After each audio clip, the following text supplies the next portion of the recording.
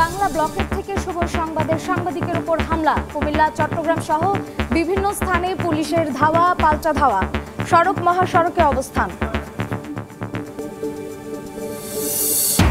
এইচএসসিতে পদার্থবিজ্ঞান প্রথম পত্রের পরিবর্তে দেয়া হলো দ্বিতীয় পত্রের প্রশ্ন। কেন্দ্র সচিব ও কমিটি প্রধানকে অব্যাহতি। জেলা প্রশাসনের তদন্ত কমিটি। নর্থ সাউথ ও ঢাকা বিশ্ববিদ্যালয় থেকে পড়ে পিএসসির প্রশ্নপত্র ফাঁস চক্রের সদস্য কুমিল্লার সোহেল কয়েক বছরেই কোটি কোটি টাকার মালিক। আঙুল ফুলে কলা গাছ দুই ভাই। কক্সবাজারে আবারও পাহাড় ধসে দুজনের মৃত্যু। কুড়িগ্রামে বাড়তে শুরু করেছে নদ নদীর পানি। বিপদসীমা ছুঁই ছুঁই করছে তিস্তা। প্লাবিত নিম্নাঞ্চল। সুন্দরবনে প্রাকৃতিক ভারসাম্য রক্ষায় বন বিভাগের নতুন উদ্যোগ। পাশের বার্ন নদী খালের তীরে হবে ম্যানগ্রোভ ফরেস্ট। জীববৈচিত্র্য ফেরার আশা।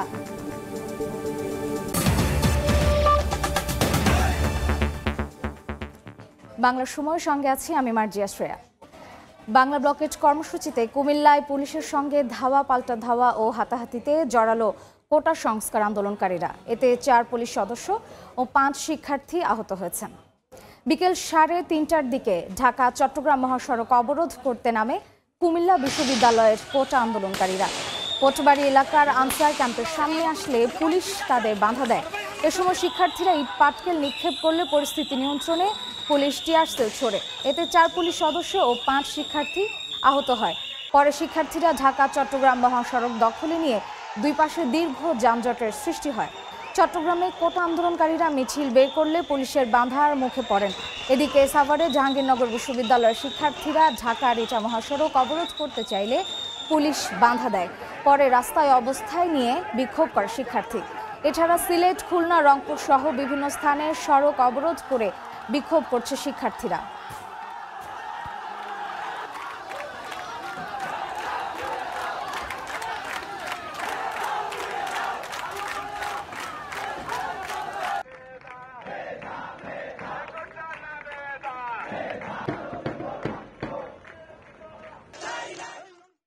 কোটা বিরোধী আন্দোলনকারীদের সুপরামর্শ দেওয়ার আহ্বান জানিয়েছেন প্রধান বিচারপতি। তিনি বলেন, নির্বাহী বিভাগের যে কোনো সিদ্ধান্ত আদালতে চ্যালেঞ্জ হতে পারে। সে কারণে আন্দোলনকারীদের জন্য আদালতের দরজা সবসময় খোলা। আর 2 শিক্ষার্থীর আইনজীবী বলছেন, বিচারাধীন বিষয়ে নির্বাহী বিভাগ কোনো সিদ্ধান্ত নিলে প্রশ্নের মুখে পড়বে। রাজপথে আন্দোলন করে কোটার সংকট সমাধান হবে না, একাধিকবার একথা বলেছেন প্রধান বিচারপতি। বুধবারও আন্দোলনকারীদের বক্তব্য থাকলে আইনজীবীর মাধ্যমে আদালতে দেওয়ার পরামর্শ দিয়েছেন তিনি। এরপরও থামেনি আন্দোলন। বৃহস্পতিবার আবারও প্রধান বিচারপতি জানিয়েছেন, আন্দোলনকারীদের জন্য আদালতের দরজা সবসময় খোলা। শিক্ষার্থীদের সুপরামর্শ দেওয়ার আহ্বান জানিয়ে প্রধান বিচারপতি বলেন, নির্বাহী বিভাগের যে কোনো সিদ্ধান্ত চ্যালেঞ্জ হতে পারে আদালতে। মাননীয় প্রধান বিচারপতি যারা বলছেন যে দেখেন, নির্বাহী বিভাগের যে কোনো আদেশ তো চ্যালেঞ্জ করার জন্য আলটিমেটলি বিচার বিভাগের কাছেই আসে। উনি বলেছেন যে আপনারা রাজনৈতিক কর্মী এবং আপনি পেশাজীবীদের নেতা হিসেবে আপনারও দায়িত্ব আছে যারা আন্দোলন করছেন কোটা, তাদেরকে বোঝানোর জন্য যে আলটিমেটলি পুরো বিষয়টি আদালতের সামনেই আসবে এবং আদালতের মাধ্যমে নিষ্পত্তি হবেন।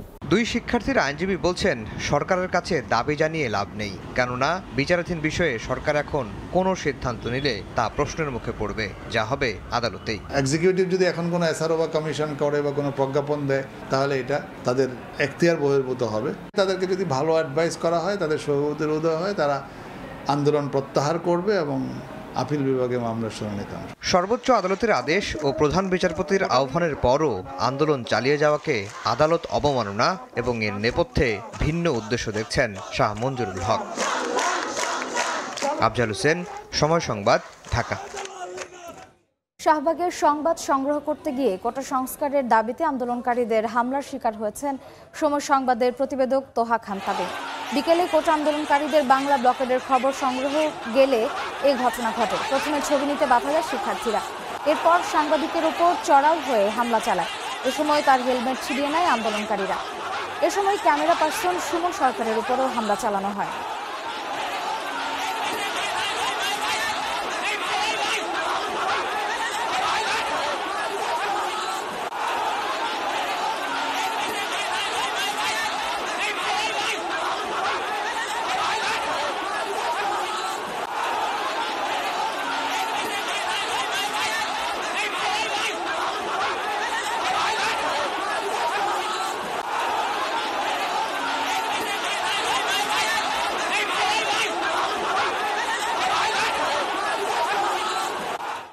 কোটা সংস্কার আন্দোলনকারীরা দেশের বিভিন্ন স্থানে সড়কে মহাসড়কে অবস্থান নিয়েছে। সবশেষ পরিস্থিতি জানাতে এই মুহূর্তে কুমিল্লায় আছেন রিপোর্টার ইশতিয়াক আহমেদ ও রংপুরে আছেন আব্দুর রশিদ জীবন। সরাসরি শুরুতেই যাচ্ছি আব্দুর রশিদ জীবনের কাছে। বেলা ঠিক 3:30 যখন বাজে তখন কিন্তু যারা কোটা বিরোধী যারা আন্দোলন করছেন সাধারণ শিক্ষার্থী তারা কিন্তু আমরা যেটি দেখছি বিশ্ববিদ্যালয় ক্যাম্পাসে তারা অবস্থান করছিলেন এবং তারা যেটি বলছিলেন যে তারা আজকের যে কেন্দ্রীয় কর্মসূচির সাথে মিল রেখে তারা আজকের এই কর্মসূচি করতে চেয়েছিলেন এবং তারা বিশ্ববিদ্যালয় ক্যাম্পাসে অবস্থান কর্মসূচির পাশাপাশি রংপুর মডার্ন মোড়ে তারা যেমন প্রতিদিনের মতো আসলে তারা বিক্ষোভ করেন, সড়ক অবরোধ করেন, সেটিও তারা কিন্তু আসলে করতে চেয়েছিলেন। কিন্তু আমরা যেটি দেখেছি বিশ্ববিদ্যালয় প্রশাসন কিন্তু তাদেরকে বারবার বুঝিয়েছেন যে আসলে এই শান্তিপূর্ণ আন্দোলন তারা যেন ক্যাম্পাসের ভিতরে করে, তারা যেন ক্যাম্পাসের বাইরে না যায়। সেই কারণে তারা কিন্তু আসলে ক্যাম্পাসের ভিতর থেকে যখন বাইরে যেতে চায় তখন আসলে বিশ্ববিদ্যালয় প্রশাসন, আমরা বিশেষ করে দেখেছি প্রক্টর ছিলেন এখানে বিশ্ববিদ্যালয়, তিনি কিন্তু বারবার বলেছেন যে তোমরা এখানে শান্তিপূর্ণ আন্দোলন করে এর বাইরে তোমরা যাই না। কিন্তু তারপরে যখন শিক্ষার্থীরা আসলে শিক্ষকদের কথা অমান্য করে তারা আসলে একটি পদযাত্রা বের করে বিশ্ববিদ্যালয় থেকে আসলে যখন সড়কে উঠতে চেয়েছিল তাদের এই পদযাত্রাটি, তখন কিন্তু আমরা দেখেছি প্রক্টর তাদেরকে প্রথমে বাধা দিয়েছে এবং এরপরে যখন আসলে আমরা দেখেছি যে তাদের মধ্যে কথা কাটাকাটি শুরু হয়েছে তখন কিন্তু ছাত্রলীগও সেখানে যোগ দেয় এবং আমরা একটি দেখেছি যে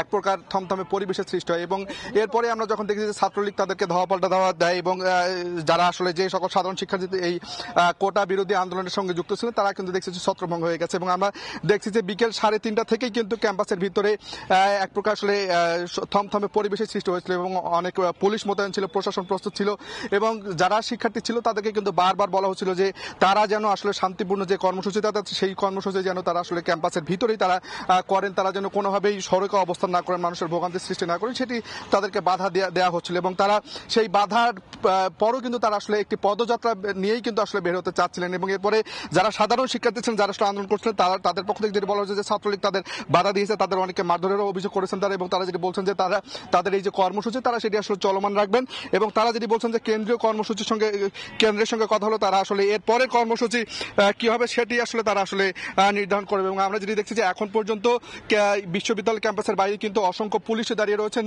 একই সাথে অন্যদিকে ছাত্রলীগ অবস্থান করছেন এবং সাধারণ যারা শিক্ষার্থী আন্দোলন করছিলেন এতক্ষণ তারা কিন্তু ছত্রভঙ্গ হয়ে গেছে।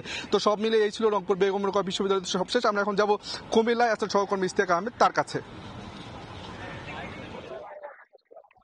আবারও ঢাকা চট্টগ্রাম মহাসড়ক অচল এবং পঞ্চম দিনের মতো কুমিল্লা বিশ্ববিদ্যালয়ের যারা শিক্ষার্থীরা রয়েছে তারা কিন্তু কুমিল্লা ঢাকা চট্টগ্রাম যে মহাসড়কটি রয়েছে কুটবাড়ি এলাকায় সেখানে এসে অবস্থান করেছে এবং 5টা নাগাদ তারা কুমিল্লা ঢাকা চট্টগ্রাম মহাসড়কে কুটবাড়ি এলাকায় অবস্থান করে। এতে করে ঢাকা চট্টগ্রাম মহাসড়কে যে অবৈমুখী সেই অবৈমুখী যে সড়কটি রয়েছে সেখানে যান চলাচল কিন্তু বন্ধ হয়ে যায়। এই মুহূর্তে যারা শিক্ষার্থীরা রয়েছে তারা এখানে কিন্তু অবস্থান করছে এবং তাদের অবরোধ যেটা আছে সেই অবরোধ কিন্তু তারা পালন করছে এবং বিশেষ করে যে যানবাহনগুলো রয়েছে অর্থাৎ বিশেষ করে ঢাকা চট্টগ্রাম মহাসড়কের দুই মুখী যে চট্টগ্রামমুখী এবং ঢাকামুখী যে যান চলাচল সেটা কিন্তু এই মুহূর্তে বন্ধ রয়েছে এবং বৃষ্টির মধ্যেও কিন্তু শিক্ষার্থীরা এখানে অবস্থান করছে এবং তাদের যে বিশেষ করে যে দাবি সেই দাবিগুলো তারা বারবার বলছে এবং স্লোগান দিচ্ছে এবং আমি যদি জানিয়ে রাখতে চাই এর আগে বেলা শিক্ষার্থীরা রয়েছে তারা কিন্তু মহাসড়কে অবস্থান করার জন্য তারা বের হয়, সেখান থেকে তারা কিন্তু পুলিশের তাদেরকে আটকানোর চেষ্টা করে এবং পরবর্তীতে পুলিশের যে ব্যারিকেড সেই ব্যারিকেড ভেঙে তারা মহাসড়কে এসে উপস্থিত হয়। ঘড়ির কাঁটা ঠিক 5টার দিকে তারা কিন্তু মহাসড়কে আসে এবং মহাসড়কে এসে তারা এই মুহূর্তে মহাসড়কে অবস্থান করছে এবং বৃষ্টির মধ্যেও কিন্তু আমরা দেখছি যারা শিক্ষার্থীরা রয়েছে তারা কিন্তু স্লোগান দিচ্ছে এবং তাদের যে অবরোধ কর্মসূচি সেই অবরোধ কর্মসূচি কিন্তু তারা কিন্তু চালিয়ে যাচ্ছে এবং বৈরী আবহাওয়া উপেক্ষা করে যদি বলা যায় বৃষ্টিতে ভিজে তাদের যে স্লোগান এবং তাদের যে অবরোধ কর্মসূচি সেটা কিন্তু তারা এখনো চালিয়ে যাচ্ছে। আমি যদি জানিয়ে রাখতে চাই যে গতকাল কিন্তু যে রায় স্থগিত করা হয়েছে তার পরবর্তীতে গতকাল সকাল 8-11টার দিকে ঢাকা চট্টগ্রাম মহাসড়কে কুমিল্লা বিশ্ববিদ্যালয়ে যারা শিক্ষার্থীরা রয়েছে তারা এখানে আসে এবং গতকাল বেলা 3:30টা পর্যন্ত তারা তাদের যে অবরোধ সেটা কিন্তু তারা চালিয়ে যায় অর্থাৎ অবস্থান কর্মসূচি তারা করে চালিয়ে যায়। তার পরবর্তীতে তারা বেলা 3:30টার দিকে তারা মহাসড়ক ছেড়ে চলে যায়, পরবর্তীতে যান চলাচল স্বাভাবিক হয়। আজকে তারা 3টার সময় তারা বিশ্ববিদ্যালয় থেকে তারা এখানে মহাসড়ক অবরোধের জন্য অর্থাৎ তারা বের হয় তখন কিন্তু যেটা আমরা দেখেছি তারা মহাসড়কে আসার আগে তারা পুলিশ তাদেরকে আটকানোর চেষ্টা করে, এবং তখন তারা পুলিশের যে ব্যারিকেড, সেই ব্যারিকেড ভেঙে তারা কিন্তু বেলা 5টার দিকে মহাসড়কে আসে, এবং মহাসড়কে এসে তারা কিন্তু অবস্থান যে কর্মসূচি সেটাই শুরু করে। এবং আমরা দেখেছি যে বৈরী আবহাওয়া, সেই বৈরী আবহাওয়ার মধ্যে তারা কিন্তু তার আন্দোলন চালিয়ে যাচ্ছে।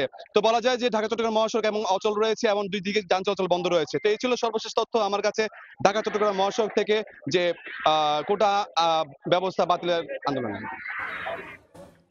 কোটা সংস্কার আন্দোলনের সবশেষ খবর জানতে সরাসরি ছিলাম রংপুর ও কুমিল্লায়। চট্টগ্রামের সীতাকুণ্ডের বিজয় সরণি কলেজ কেন্দ্রে পদার্থবিজ্ঞান প্রথম পত্রের পরিবর্তে দেয়া হয়েছে দ্বিতীয় পত্রের প্রশ্ন। এ ঘটনায় পরীক্ষার কেন্দ্র সচিব শিব শঙ্কর শীল ও পরীক্ষা কমিটির প্রধান আব্দুল্লাহ আল নোমানকে অব্যাহতি দেওয়া হয়েছে। গঠন করা হয়েছে 3 সদস্যের তদন্ত কমিটি। এদিকে বিকল্প প্রশ্নে পদার্থবিজ্ঞান দ্বিতীয় পত্রের পরীক্ষা রুটিন অনুযায়ী হবে বলে জানালেন শিক্ষা বোর্ডের চেয়ারম্যান। চট্টগ্রাম শিক্ষা বোর্ডের আওতায় চলমান এইচএসসি পরীক্ষায় রুটিন অনুযায়ী বৃহস্পতিবার বিজ্ঞান বিভাগের পদার্থবিজ্ঞান প্রথম পত্রের পরীক্ষা ছিল। সে অনুযায়ী প্রস্তুতি ছিল সীতাকুণ্ডের ভাটিয়ারি এলাকার বিজয় সরণি কলেজের পরীক্ষার্থীদের। এমসিকিউ পর্যন্ত সব ঠিকঠাক থাকলেও লিখিত পরীক্ষার প্রশ্ন হাতে পেয়ে হতভম্ব পরীক্ষার্থীরা। একই বিষয়ে দ্বিতীয় পত্রের প্রশ্ন দেয়া হয়েছে তাদের। পরে শিক্ষার্থীদের 1.5 ঘন্টা বসিয়ে রেখে প্রথম পত্রের প্রশ্ন এনে বেলা 12টায় লিখিত পরীক্ষার ব্যবস্থা করা হয়। যখন আমাদের এমসিকিউ শেষ হয়ে গেছে, তখন ওই পর্যায়ে আমাদের এখনো কেন্দ্রে প্রশ্ন আসে নাই, যার কারণে স্যার এসে বললো যে তোমাদের পরীক্ষা আর 1 ঘন্টা পরে শুরু হবে। 1 ঘন্টা জায়গায় 1.5 ঘন্টা পরে, ঠিক টাইম 12টার সময় আমাদেরকে প্রশ্ন দেওয়া হয়েছে। এই টাইমটা ওয়েস্ট হয়েছে বিধে আমরা কিন্তু অনেক সূত্র মাথা থেকে ভুলে গেছি, বাট এটা আমাদের উপর একটা প্রভাব পড়ছে অনেক বাচ্চারও। এদিকে ঘটনার কারণ অনুসন্ধানে জেলা প্রশাসনের পক্ষ থেকে 3 সদস্যের তদন্ত কমিটি গঠন করা হয়েছে। কেন্দ্রের যিনি কেন্দ্র সচিব ছিলেন তাকে আমরা দায়িত্ব থেকে অব্যাহতি প্রদান করা হয়েছে। আমাদের যিনি কনভেনার ছিলেন, পরীক্ষা কমিটি কনভেনার, তাকেও দায়িত্ব থেকে অব্যাহতি করা হয়েছে। পদার্থবিজ্ঞানের দ্বিতীয় পত্রের পরীক্ষা রুটিন অনুযায়ী বিকল্প প্রশ্নে হবে বলে জানালেন শিক্ষা বোর্ডের চেয়ারম্যান। দ্বিতীয় পত্র দিয়েছে, এখন দ্বিতীয় পত্র দিলেও ওইটা ধরেন প্রশ্ন উঠলো, ওই কোডটা আমরা আর ব্যবহার করব না, আমাদের বিকল্প ব্যবস্থা আছে। বিজয় সরণি কলেজে মোট পরীক্ষার্থীর সংখ্যা 633 জন। এর মধ্যে পদার্থবিজ্ঞানের পরীক্ষার্থী ছিল 360 জন। পার্থপ্রতিম বিশ্বাস, সময় সংবাদ, চট্টগ্রাম। কক্সবাজারে ভারী বর্ষণে পাহাড় ধসে মাটি চাপায় এক শিশুসহ 2 জনের মৃত্যু হয়েছে। ভোরে এবিসি ঘোনা এলাকায় টিলা ধসে পড়লে স্বামী স্ত্রী 2 জনই সেই মাটি সরিয়ে নেন। পরে স্ত্রী জমিলা যখন রান্নাঘরে যান, ঠিক তখনই আবার পাহাড় ধসে মাটি চাপা পড়েন তিনি। এ সময় আহত হন তার স্বামী করিমও। পরে স্থানীয়রা তাদের উদ্ধার করে হাসপাতালে নিলে চিকিৎসক জমিলাকে মৃত ঘোষণা করেন। এদিকে ভোর 6টায় শিকদার বাজার এলাকায় সাইফুল ইসলামের বাড়ির ওপর আকস্মিকভাবে পাহাড় ধসে পড়ে। ঘুমন্ত অবস্থায় চাপা পড়ে এক শিশু। পরে স্থানীয়রা শিশুটিকে উদ্ধার করে জেলা সদর হাসপাতালে নিলে তাকেও মৃত ঘোষণা করা হয়।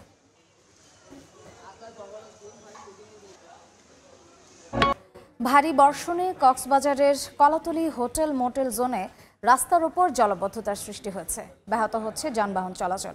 এই মুহূর্তে সুগন্ধা পয়েন্টে আছেন রিপোর্টার সুজাউদ্দিন রুবেল। সরাসরি যাচ্ছি তার কাছে। কক্সবাজারে ভারী বর্ষণ অব্যাহত রয়েছে। গত 24 ঘন্টায় আবহাওয়া অফিস যেটি বলছে, কক্সবাজারে প্রায় 334 মিলিমিটার বৃষ্টিপাত রেকর্ড করা হয়েছে, যার কারণে এরই মধ্যে আমরা লক্ষ্য করছি কক্সবাজার হোটেল মোটেল জোন, যেখানে পানি উঠতো না, সেই সড়কে এখন প্রধান সড়ক যেটি রয়েছে, সেই প্রধান সড়কে পানিতে জলাবদ্ধতা তৈরি হয়েছে। বিশেষ করে আজকে যেহেতু বৃহস্পতিবার, কালকে শুক্রবার এবং শনিবার, এই 3 দিন কক্সবাজারে বিপুল সংখ্যক পর্যটক আসে। আজকে বৃহস্পতিবারে পর্যটক আসার কারণে অনেক পর্যটক কিন্তু চরম দুর্ভোগ হয়ে পড়েছে। আজকে সারাদিন যারা পর্যটকরা এসেছেন তারা হোটেলের মধ্যে আবদ্ধ ছিলেন, এবং যেহেতু পানির কারণে অনেক যান চলাচল ব্যাহত হয়েছে, এখন একটু বৃষ্টি কমেছে, যার কারণে পানি একটু নামতে শুরু করেছে। সেই কারণে কিন্তু দুর্ভোগ একটু কমে আসলেও মানুষজন কিন্তু এখনো পর্যন্ত হোটেল ছেড়ে বের হচ্ছে না, যেহেতু পানি এখনো পুরো রাস্তা এখন হাহাকার এবং সয়লাভ হয়ে গেছে পানিতে, যার কারণে দুর্ভোগ চরম আকার ধারণ করেছে। বিশেষ করে কক্সবাজারের হোটেল বুটেল জোনে এখানে 5.5 শতাধিক হোটেল রয়েছে। সেই হোটেলগুলোতে যেহেতু মানুষজন আসে, সেই মানুষজনের জন্য যে অত্যাধুনিক যে সড়কগুলো করা হয়েছে, সেখানে আসলে এখন পানি ড্রেনেজ যে ব্যবস্থা সেটি অনেকটাই সমস্যায় পড়েছে। সেই ড্রেনেজ ব্যবস্থার কারণেই মূলত এই দুর্ভোগ জলাবদ্ধতা সীমাবদ্ধতা তৈরি হচ্ছে বলে এখানকার হোটেল মালিকরা বলছে। তবে তারা বলছে পৌরসভা যাতে দ্রুত এই ব্যাপারে ব্যবস্থা নেয় তারা সেই প্রত্যাশাই করছেন। এবং অনেকে বলছে এখানে যেহেতু হোটেল মোটেল রয়েছে, সেই হোটেল মোটেলগুলোতে অনেক হোটেলে পানি ঢুকে গিয়েছে, অনেক জায়গায় যে ব্যবসা প্রতিষ্ঠান রয়েছে সেই ব্যবসা প্রতিষ্ঠান পানি ঢুকার কারণে বন্ধ রাখা হয়েছে। সব কিছু মিলিয়ে কিন্তু মানুষজন চরম দুর্ভোগে রয়েছে। তবে পৌরসভা যেটি বলছে, যেহেতু এখন পাহাড়ি ঢল এবং বিভিন্ন বালির কারণে নালাগুলো বালিতে ভরে গিয়েছে, সেই কারণে পানিগুলো ড্রেনেজের উপর দিয়ে যে রাস্তা রয়েছে সেই রাস্তাতে সয়লাভ হয়ে গেছে, যার কারণে এই যে দুর্ভোগ এবং পানি সমস্যা দেখা দিয়েছে। তবে এটি সহসাই ঠিক হচ্ছে না বলে তারা জানিয়েছে। তো এই ছিল আমার কাছে কক্সবাজার থেকে সবশেষ। আবারও বাংলা ব্লকের প্রসঙ্গ। শাহবাগে সংবাদ সংগ্রহ করতে গিয়ে কোটা সংস্কারের দাবিতে আন্দোলনকারীদের হামলার শিকার হয়েছেন সময় সংবাদের প্রতিবেদক তোহা খান তামিম। বিকেলে কোটা আন্দোলনকারীদের বাংলা ব্লকের খবর সংগ্রহে গেলে এই ঘটনা ঘটে। প্রথমে ছবি নিতে বাধা দেয় শিক্ষার্থীরা, এরপর সাংবাদিকের উপর চড়াও হয়ে হামলা চালায়। এ সময় তার হেলমেট ছিনিয়ে নেয় আন্দোলনকারীরা। এ সময় ক্যামেরা পার্সন সুমন সরকারের উপরও হামলা চালানো হয়।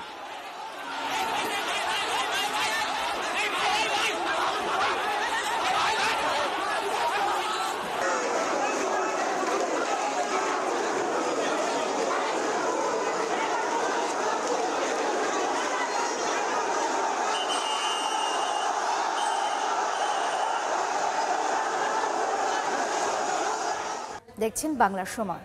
গভীর বঙ্গোপসাগরে বিদেশি বাণিজ্যিক জাহাজে ডাকাতের চেষ্টার অভিযোগে ৮ জলদস্যুকে আটক করেছে নৌবাহিনী। গত ৫ দিন ধরে গভীর সাগরে টহলের দায়িত্ব পালন করছিল নৌবাহিনীর জাহাজ শহীদ দৌলত। বুধবার মধ্যরাতে কুতুবদিয়া চ্যানেলে অবস্থানরত ব্রিটিশ জাহাজ এমভি প্যানওয়ারে জলদস্যুতার বার্তা দেয়া হয় নৌবাহিনীকে। ধাওয়ার মুখে জলদস্যুদের বহনকারী কাছের বোটটি পালিয়ে যাওয়ার চেষ্টা করে, তবে শেষ রক্ষা হয়নি। আটক করা হয় ৮ জলদস্যুকে। উদ্ধার করা হয়েছে জাহাজ থেকে লুট করা মালামাল। আটকদের পতেঙ্গা থানায় হস্তান্তরের পাশাপাশি মামলা দায়ের করেছে নৌবাহিনী। দেখছেন বাংলার সময়। সুন্দরবনের প্রাকৃতিক ভারসাম্য ধরে রাখা সহ অভিযোজন সক্ষমতা বৃদ্ধির লক্ষ্যে বন সংলগ্ন ৫২টি নদী ও খালের তীরে ম্যানগ্রোভ বনায়নের উদ্যোগ নিয়েছে বন বিভাগ। এর আওতায় বাগেরহাটের বলেশ্বর থেকে সাতক্ষীরার কালিন্দী নদী পর্যন্ত এলাকায় ম্যানগ্রোভ বনায়ন করা হবে। খুলনার শেখ রাসেল ইকো পার্কের আদলে হবে এ বনায়ন। IUCN ও ফরাসি উন্নয়ন সংস্থার কর্মকর্তারা সুন্দরবনের প্রকল্প এলাকা পরিদর্শন করেছেন। আগামী ৩ মাসের মধ্যে পাইলটিংয়ের মাধ্যমে প্রকল্পের কাজ শুরু হবে। বিশেষজ্ঞরা বলেছেন, শুধু বনায়ন নয়, দীর্ঘমেয়াদী পরিকল্পনায় এর তদারকিও করতে হবে। প্রথম ধাপে 2টি নদীর তীরে 3 বছর মেয়াদী বনায়ন হবে, যাতে ব্যয় হবে ৪৫ কোটি টাকা।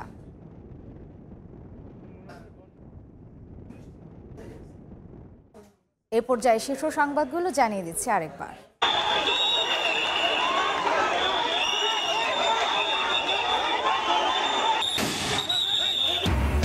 শাহবাগে বাংলা ব্লকেট থেকে সময় সংবাদের সাংবাদিকের উপর হামলা। কুমিল্লা, চট্টগ্রাম সহ বিভিন্ন স্থানে পুলিশের বাধা, ধাওয়া পাল্টা ধাওয়া। সড়ক মহাসড়কে অবস্থান। চট্টগ্রামে এইচএসসিতে পদার্থ বিজ্ঞান প্রথম পত্রের পরিবর্তে দেয়া হলো দ্বিতীয় পত্রের প্রশ্ন। কেন্দ্র সচিব ও কমিটি প্রধানকে অব্যাহতি, জেলা প্রশাসনের তদন্ত কমিটি। এবং নর্থ সাউথ ও ঢাকা বিশ্ববিদ্যালয় থেকে পড়ে পিএসসির প্রশ্নপত্র ফাঁস চক্রের সদস্য কুমিল্লার সোহেল কয়েক বছরেই কোটি কোটি টাকার মালিক। আঙুল ফুলে কলাগাছ 2 ভাই। এ ছিল বাংলার সময়। এরপর সন্ধ্যার সময় আপনাদের সঙ্গে থাকবেন সহকর্মী গোলাম রাব্বি। শ্রেয়া, আপনাকে ধন্যবাদ। সন্ধ্যার সময় নিয়ে ফিরছি কিছুক্ষণ পর, সঙ্গেই থাকুন সময়।